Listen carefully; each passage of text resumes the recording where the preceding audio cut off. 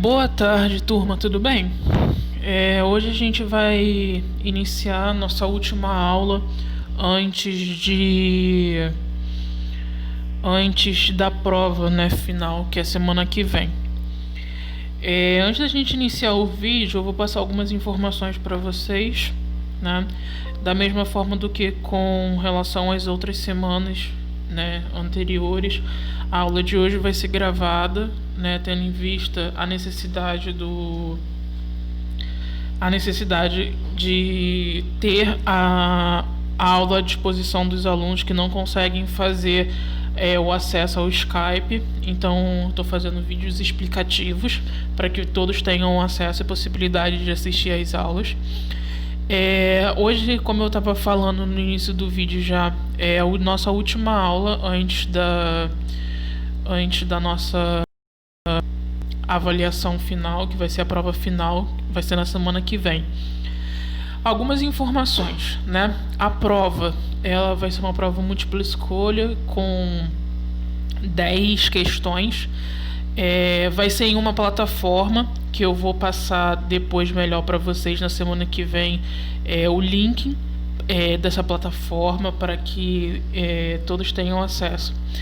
Essa prova ela vai ser realizada durante a aula, ou seja, vocês vão ter 3 horinhas para poder responder essas questões, né? São 10 questões, então rapidinho vocês vão fazer.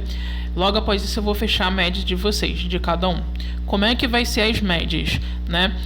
As médias vão ser em cima dos trabalhos. Ao todo vão ser 5 trabalhos, né? Que já foram 4, hoje eu vou passar mais um, vai fazer o total de 10.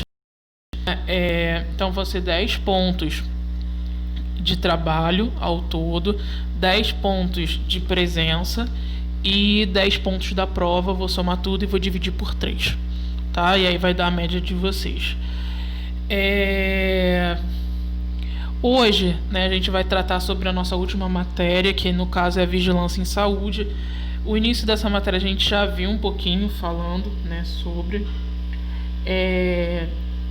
E aí, dando início, né, à aula de hoje, a gente vai falar sobre, no caso, o que seria a vigilância em saúde, né? A vigilância em saúde é um programa também feito principalmente pela atenção básica, né, que tem como objetivo, né, fazer o acompanhamento e o controle, né, das doenças que são doenças que causam problemas, né, para uma sociedade como um todo e não somente para o indivíduo. Da mesma forma do que vários outros programas que a gente já viu, né, e que a gente ainda vai ver nas próximas matérias, o programa de vigilância em saúde ele tem como objetivo trabalhar, né, essas doenças, fazendo o controle delas, ou seja, fazer com que tenha o menor caso de números possíveis, e normalmente essa possibilidade de evitar o número de casos vai estar sendo feita a partir dos métodos de prevenções, né? As prevenções a gente já viu, né, nas aulas anteriores, que existem de 3 tipos, né? Mas basicamente, gente, as prevenções são feitas através das orientações de saúde, né? Que é a promoção da saúde, que é o que a gente conheceu como prevenção primária, né, lá na primeira aula. Então, a vigilância em saúde ela trabalha muito com relação à questão da promoção da saúde, que nada mais é do que fazer orientações para as pessoas que ainda não estão doentes, né? Ou seja, as campanhas, né, as palestras para que possam se explicar sobre determinadas doenças, né? Com relação a conhecer a doença, sinais, sintomas, tratamentos, né, e como podemos evitá-los, né? Hoje a gente vai ver mais 3 doenças que também são doenças que são evitáveis, né? Elas, através de cuidados simples, eles podem ser, né, prevenidas, podem ser diagnosticadas precocemente, né? E não existe sequelas muito grandes, mas caso o indivíduo eles não tenha os devidos cuidados, pode, né, ocorrer um agravamento. Então é importante, né, sempre a gente falar com relação à questão da promoção da saúde, das orientações, para que essa população ela seja uma população culta, ou seja, elas conheçam as doenças em si e como evitá-las. E além da questão da promoção da saúde, de conhecer, né, foi o que eu falei para vocês, a vigilância ela faz a parte de controle, né, e o controle ele é feito a partir de quem? Do SINAM, né, o Sistema de Informações de Agravos de Notificação. A gente já viu, né, que o SINAM ele vai ser um sistema de controle para que se possa saber o quantitativo de uma determinada doença, tanto que eu dei o exemplo, né, para vocês da quantificação do coronavírus através desse sistema que se surge, né, da mesma forma do que várias outras doenças, né, elas vão ser lançadas no sistema se a pessoa tiver uma suspeita ou tiver a confirmação do caso, para que se possa fazer o controle. E aí, né, a gente vai conhecer algumas doenças que faz parte do SINAM, né, também, para a gente poder finalizar a nossa matéria, né, o nosso módulo.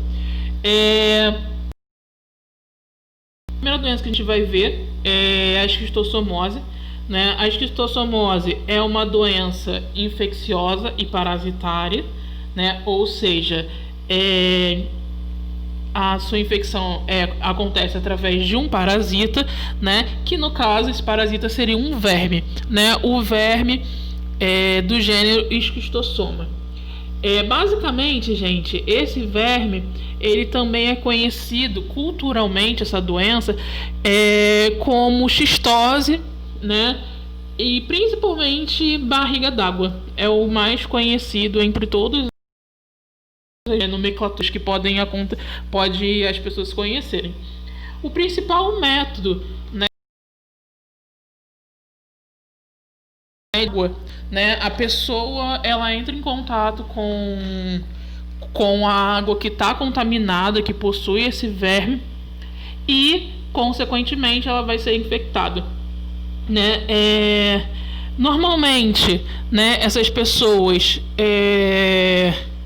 não tem, né, não precisa estar imunossuprimida em si, né? Ela pode ser de qualquer tipo de sexo, raça, idade, não tem muito característica da população que é contaminada pela esquistossomose, né? Basta só a pessoa entrar em contato com água contaminada, né? E aí, né, basicamente, gente, é um ciclo, né? A pessoa, né, que tem esquistossomose, ela vai emitir, né, a doença através pela eliminação das fezes, que essas fezes elas vão estar contaminadas, né, pelo esquistossoma, né? O esquistossoma ele vai estar em formato de ovo nas fezes. Essas fezes, né, vai para a parte hídrica, né, do saneamento básico, ou seja, consequentemente esse ovo ele vai se encontrar na água, né? Nessa água, gente, ele vai se desenvolver através de um hospedeiro intermediário, né? O hospedeiro intermediário seria o caramujo. Ele, né, vai se alojar no caramujo, dentro do caramujo. Esse cara lá dentro ele vai, né, se desenvolver, vai sair do formato ovo e vai se tornar em formato cercária, que é quando esse verme ele se e, né, vai ser eliminado na água, né, novamente. Consequentemente, uma pessoa, né, que entra em contato, né, com essa água, que existe essa cercária, ou seja, que existe o verme adulto, vai entrar em contato e, né, consequentemente vai ficar doente. Normalmente, a gente, com relação aos sinais e sintomas dessa doença, a gente não tem algo muito grave em si, né? Normalmente a gente tem como manifestação clínica, né, a fase inicial, que é quando esse indivíduo ele vai, né, manifestação clínica, principalmente aonde a cercária entrou, o verme entrou, ficar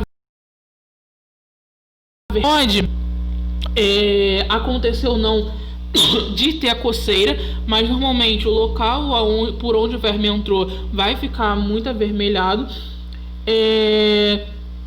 E aí pode existir, né, algumas outras características, né, que são sinais muito inespecíficos, né, depois de 1 ou 2 meses, que no caso seria a febre, dor de cabeça, cefaleia, né, anorexia, náuseas, vômitos, e enfim, nada muito grave se a gente perceber.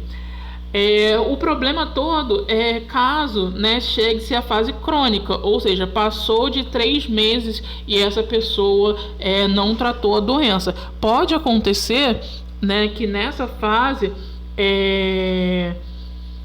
o verme ele atinja o fígado, né, e aí sim a gente vai ver que quando começa a atingir alguns órgãos, né, que é importante para o é onde acontece aí os casos mais graves, manifestações clínicas mais graves. Mas isso aqui é muito incomum acontecer, né? Normalmente só fica com sintomas da fase inicial mesmo. Isso porque, né, normalmente as pessoas já têm a mania de fazer a profilaxia, né? Ou seja, vai tomar a medicação, né, por prevenção, né? Normalmente as pessoas, né, remédio, né, contra vermes, e consequentemente essa pessoa vai estar no caso matando, né, esse parasita que pode existir ou não dentro do corpo. Falando um pouco relacionado ao diagnóstico, a gente vai ver que o diagnóstico ele é feito por 2 coisas. Primeiro, pela análise do exame físico, né, onde vai se avaliar com relação aos sinais e sintomas, né, sobre o histórico de vida desse indivíduo, de estilo de vida, se ele entra em contato, né, com águas contaminadas, né, se o local onde ele vive existe saneamento básico, ou se ele está em vivência em local de precariedade, enfim. E, além disso, né, além dos sinais e sintomas, solicitado os exames laboratoriais, né? Os exames laboratoriais, né, ele vai ser solicitado através do exame parasitológico, né, ou seja, do exame de vermes, né, do exame de fezes, para identificar se existe, né, nas fezes do indivíduo aquilo que a gente viu no slide anterior, identificar se existem antígenos circulantes, ou seja, se na corrente sanguínea, né, existe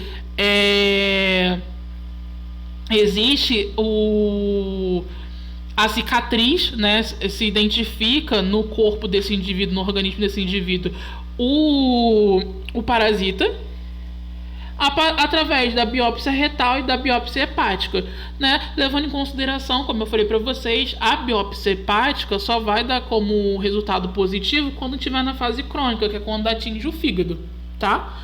Mas normalmente através já do exame parasitológico e do sorológico, né, que no caso seria o sanguíneo, a gente já consegue identificar.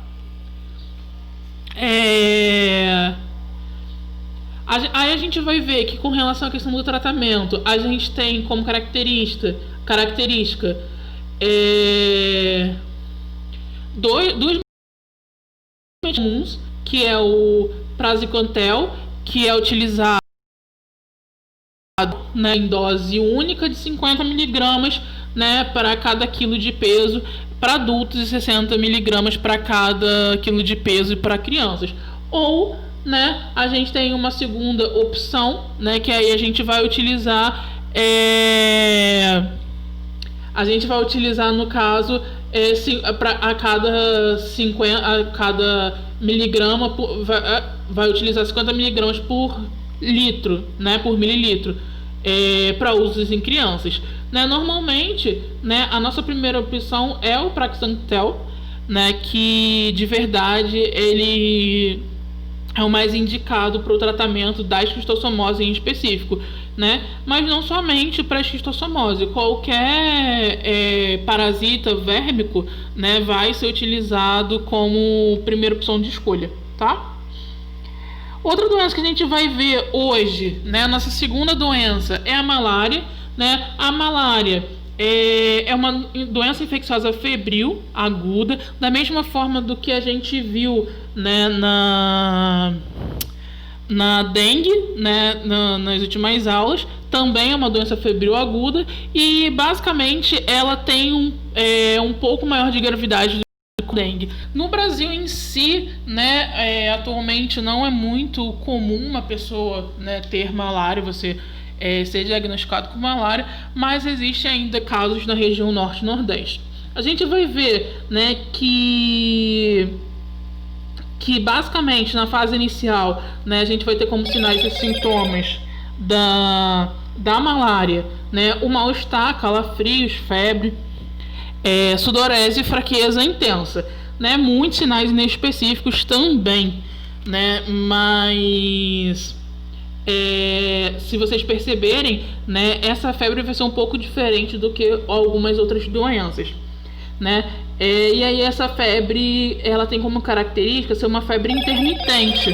O que seria uma febre intermitente? Né? Uma febre que vai e volta. Então a gente vai ver que existe, né, a febre intermitente na malária, que através de qual dos tipos, né, qual das espécies de malária, né, esse indivíduo ele pode ter de 48 a 72 horas de não ter febre. Então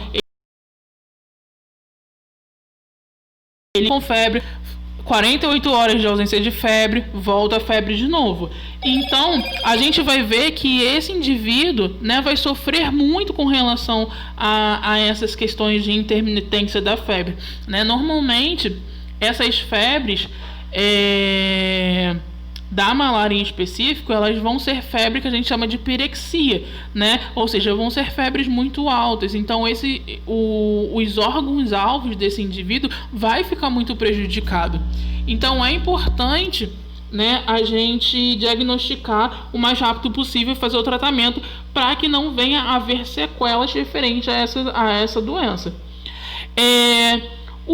No caso, a gente vai ver, né, que a transmissão é feita através da picada de mosquito, né, da mesma forma do que a gente, né, o Aedes aegypti, né, pela dengue. No caso, o modo de transmissão da malária é feita de mosquito, né? Mas aí pela espécie Anopheles, né? O mosquito Anopheles que seja infectado, né, no caso pelo micro-organismo Plasmodium, que é o agente etiológico no caso da malária. E aí a gente vai ver que o exame para se fazer da malária, para diagnosticar se o indivíduo ele tem malária ou não, é um exame bem simples, que é o exame que eu chamo de gota espessa, né? Por que ele vai ter esse nome, gente? Porque basicamente a gente vai utilizar uma gota de sangue para identificar se esse indivíduo ele tem ou não a malária, né? A gente vai utilizar uma gota de sangue, né? Colher uma gota de sangue desse indivíduo, né, do dedo desse indivíduo, e vai utilizar um reagente para identificar se ele vai reagir ou não, ou seja, se ele vai mudar, se esse sangue ele vai mudar de cor ou não através com um reagente. Caso exista na corrente sanguínea desse indivíduo Plasmodium, a gente vai, né, ver a reação desse exame. né? Então, é um exame muito simples de ser feito, então é muito rápido de diagnosticar se o indivíduo ele vai ter malária ou não. Aí a gente vai ver que com relação à questão do tratamento para a malária, a gente não tem, na verdade, muitas drogas em específicos relacionados ao tratamento, né? Levando-se em consideração a questão da mesma forma do que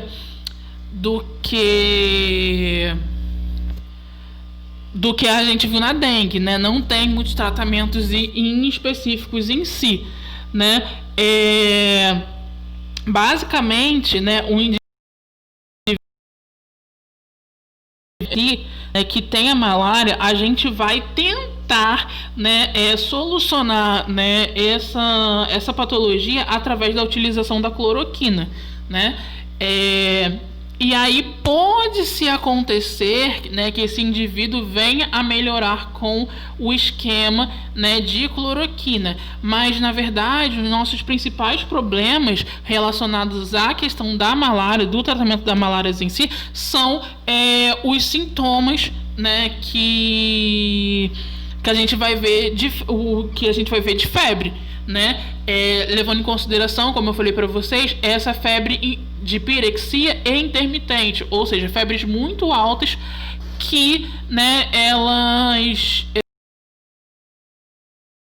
intermitente. Consequentemente, esse indivíduo, né, pode ter sequelas referentes a essa febre ficar atingindo, né, esses órgãos-alvos, né, e consequentemente ter sequelas referentes a essas questões. Mas, né, para tentar se amenizar com relação a esses sinais e sintomas, é utilizado, né, os antitérmicos, mas a utilização de cloroquina para tentar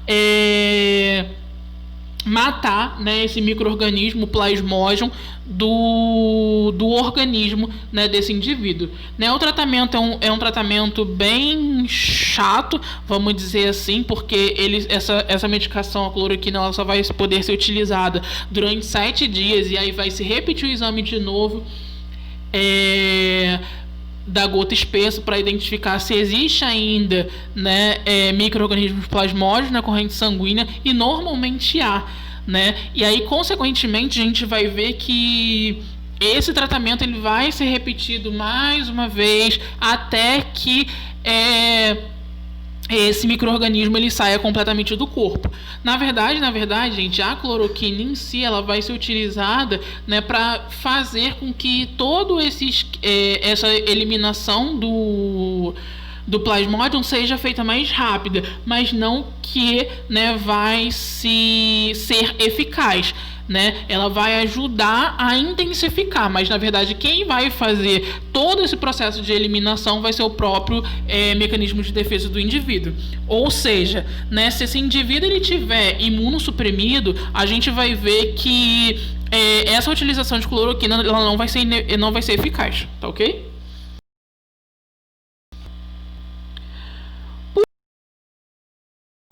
Né, que é conhecida como tracoma.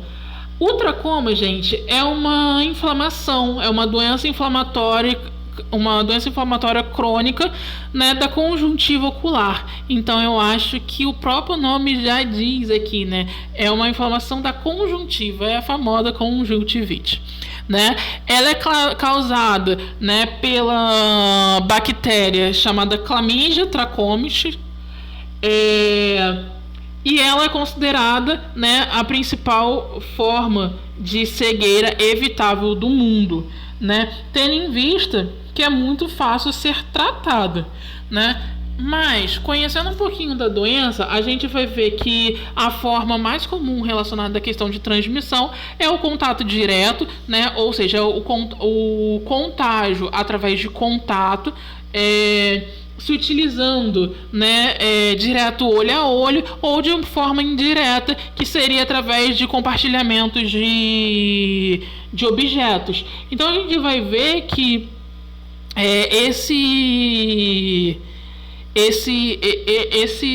essa transmissão ela pode ser muito evitada, né? É só evitar o contato do indivíduo e os objetos que o indivíduo ele está usando, que é o indivíduo contaminado, para que você não venha a contrair o tracoma.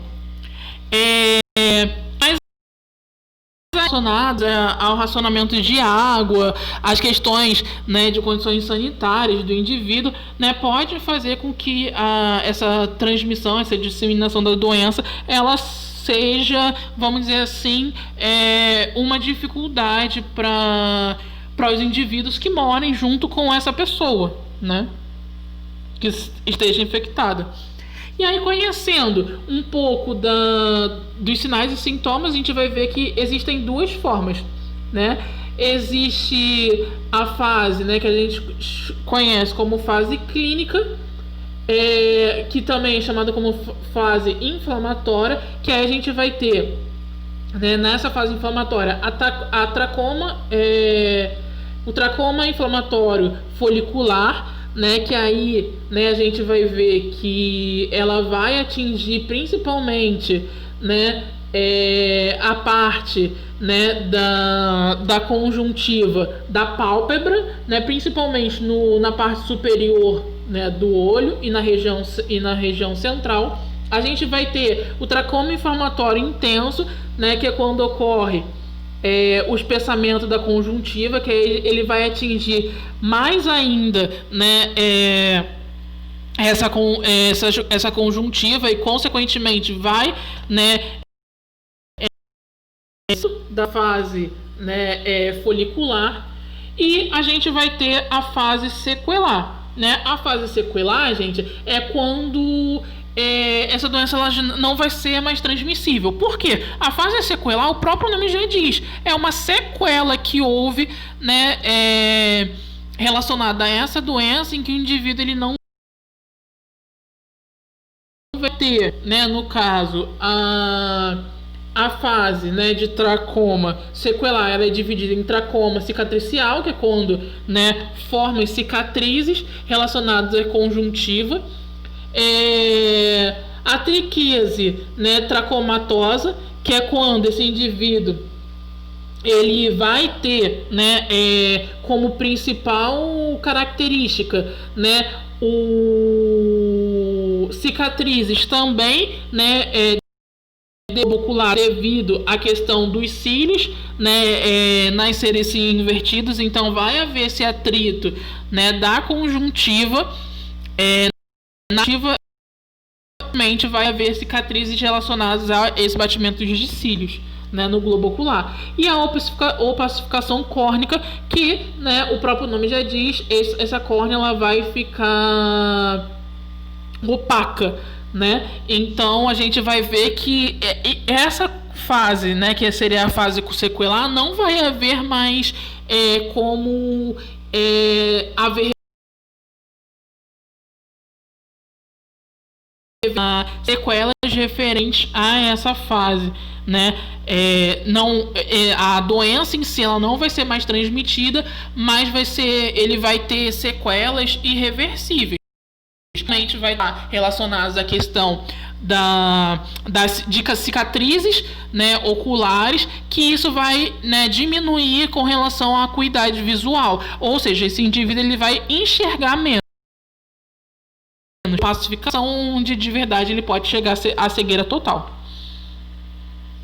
A gente vai ver sobre a sintomatologia, né, a sintomatologia a gente vai ver que os sinais mais comuns, né, a sensação de corpo estranho nos olhos, né, que a gente chama de as pessoas como se existisse uma areia nos olhos mesmo, a fotofobia, né, o prurido, né, e que no caso seria a coceira, e sinais de secreções purulentas, né, que no caso seria o pus em si.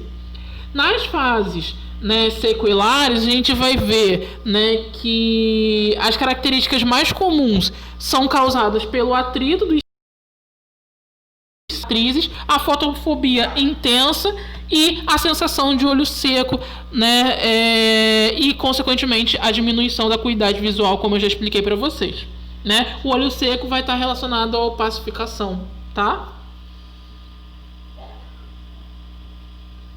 O diagnóstico, ele é feito através do exame oftalmológico, né? O oftalmologista, ele vai identificar através principalmente da sintomatologia, né, da fase inflamatória. Se espera-se que a partir do momento em que esse indivíduo ele começa a sentir esses sintomas de prurido, né, de lacrimejamento, fotofobia, né, que não são coisas comuns, ele procura o oftalmologista para ele fazer um exame clínico, né? Mas existem casos que de verdade a pessoa vai tentando tratar em casa, né, e não vai dar certo, que aí vai chegar na fase sequelar, como a gente viu nos slides anteriores. Mas basicamente a gente vai ver que o diagnóstico é feito pelo exame oftalmológico. E o tratamento, ele é feito, né, através de pomadas oftalmológicas, né, a tetraciclina e a sulfa, né, que é um colírio, né, usado também para o tratamento do tracoma, né. Em alguns casos em específicos, não são em todos, né, mas atualmente além da pomada e do colírio se incluiu o antibiótico do azitromicina, né? Mas aí vai depender da conduta médica em si. Então, gente, basicamente seria isso, né? Eu peço para que vocês, né, ouçam com calma, tirem as dúvidas de vocês. Vou colocar, né, após vocês assistirem o vídeo, tirarem as dúvidas, posto o estudo dirigido referente a essa matéria em específico. E a entrega vai ser na segunda-feira, até segunda, né? Como todas as vezes. A partir do momento em que vocês entregarem na segunda-feira, provavelmente na terça-feira eu já coloco o gabarito para vocês, né? Para caso a partir do gabarito surja alguma dúvida, vocês possam tirar antes do momento da prova, tá? Na semana que vem, né, como eu falei para vocês, vai ser a prova, né? Então, estudem, mesmo que vocês vão ter acesso, né, a consultas, apostilas, mas mesmo assim estudem para que vocês possam conseguir fazer essa atividade facilmente, tá? Então é isso, gente. Qualquer dúvida é só entrar em contato.